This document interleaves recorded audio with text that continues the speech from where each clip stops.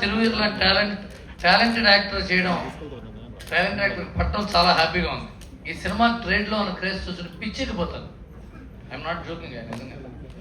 అసలు ఈ సినిమా ఎలా తీశారో తెలియదు కానీ, ఏం తీశారో తెలియదు కానీ, ఈ సినిమా రీమేక్ రైట్స్ ఇప్పించమని ప్రతి ఇండస్ట్రీ నుంచి నాకు ఫోన్లు కాల్స్, ఒకటే గొడవ. టైటిల్ రిజిస్ట్రేషన్ చేసుకున్నాను సార్, జస్ట్ మీరు రైట్స్ ఇప్పిస్తే చాలంటున్నారే. ఇప్పుడు ఈ సినిమాకి తమిళ్లో పావం ప్రతాపన్ అని పెట్టారు, ఆల్రెడీ పేరు. హిందీలో అయ్యో ప్రతాప్ అని పెట్టారు. మలయాళంలో పావం ప్రతాపయం అని పెట్టారు. కన్నడలో పాపమో ప్రతాపయో అని పెట్టారు. పాపమో తెలియదు, సరే. మన ఈటీవీ వాళ్ళు రిలీజ్ చేసిన తర్వాత అమ్మితే ఎక్కువ వస్తుందని తెలుసుగా. ఇంక ఈటీవీ వాళ్ళ సంగతి టైట్గా సూపర్ హిట్ బ్లాక్ బస్టర్లు కొడుతుంటారు. వాళ్ళ స్ట్రాటజీ వేరేగా ఉంటుంది. ఒకవేళ ఈ సినిమా రైట్స్ రీమేక్ రైట్స్ అమ్మితే మాత్రం ఈటీవీ వాళ్ళందరూ చేతులు ఎత్తున్నామా, ఈ రీమేక్ రైట్స్ కో ప్రొడ్యూసర్ నేనే అవుతాను. ఓకేనా? ఇకపోతే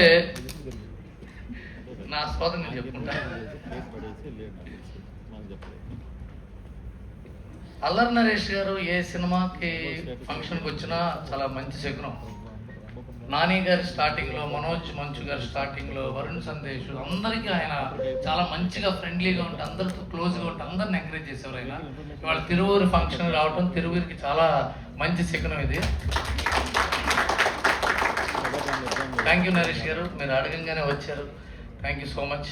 ఇకపోతే తిరువీరు పాపం ప్రతాప్ అని టైటిల్ పెట్టాడు కానీ నిజంగానే అతని జీవితం పాపం.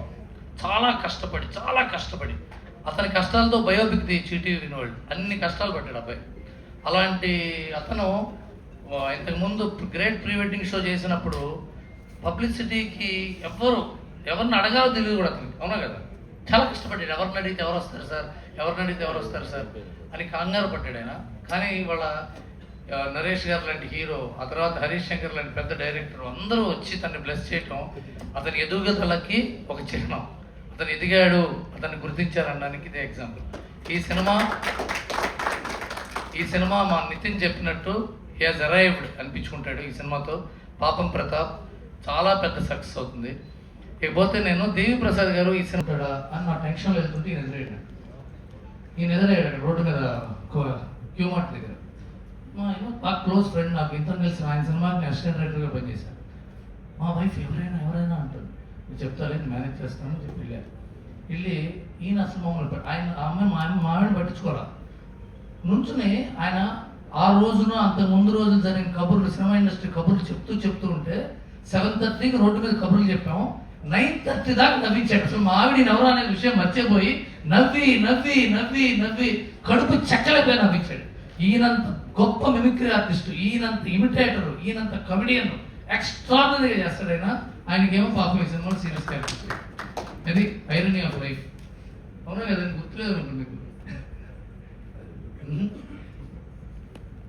అలాగే ఈ ఈటీవీ విన్ బ్యాచ్ ఉన్నారండి, వీళ్ళు చిన్న డెకాయిడ్ బ్యాచ్. యాక్చువల్లీ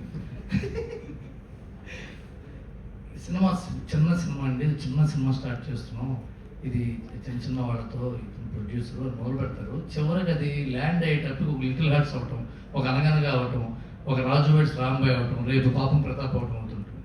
చాలా సాఫ్ట్గా అంటే గ్రౌండెడ్ పీపుల్ అనిపించుకోవడానికి అది ఈటీవీ సంస్కారం. ఇది ట్రైన్డ్ బాపినేడి గారి సంస్కారం. ఆ ఫిలాసఫీ అది ఎంత పెద్ద ఎత్తుకు ఎదిగినా, ఎన్ని సక్సెస్ఫుల్ పెట్టినా మళ్ళీ మొదటి నుంచి మొదలు పెట్టాలి, మళ్ళీ పునాదుల నుంచి సినిమా మొదలు పెట్టాలనే తరహా మనుషులు. వాళ్ళకి ఎప్పుడు సక్సెస్ రావాలి, వాళ్ళకి సక్సెస్ కొట్టాలి. పోతే మా నరేష్ ఇందాక ఎస్పీ దుర్గా నరేష్ మా పక్కన ఉంటే నేను ఏదో జోక్ మాట్లాడుకున్నాను, మైక్లో చెప్పలేని జోక్. వెంటనే అతను కనెక్ట్ అయ్యి గట్టిగా నవ్వి మా ఊళ్ళో కూడా ఇలాగే చేస్తారు సార్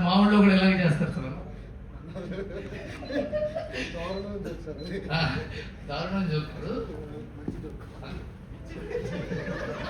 దారుణం వచ్చినప్పుడు మంచి జోకులు ఉండవు కదా. చెప్పుకోలేని జోకులు ఉంటాయి. అదే అంటే అందరూ చూసాం కానీ చెప్పుకోలేని జోకులు అందరూ చూసేది. అంటే ఎందుకు చెప్తున్నారంటే ఆ జోక్ కనెక్టెడ్ అంటే ఇతనికి ఎంత సెన్స్ ఆఫ్ హ్యూమర్ ఉంది, ఎంత చూసాడు లైఫ్లో అని అర్థమైపోయింది. ఇతను చాలా పెద్ద సక్సెస్ కొడతాడు. మీ అమ్మ నాన్న పేరుకి నిలబెడతావు. God bless you. All the best Radhakrishna garu. ఈ సినిమాతో మళ్ళీ ఇంకో గోదావరి లాంటి పాట మాకు ఇస్తారని అసలు బెస్ట్ చేసుకుంటున్నాను. God bless you sir. All the best Papam Pratap. Watch in theatres from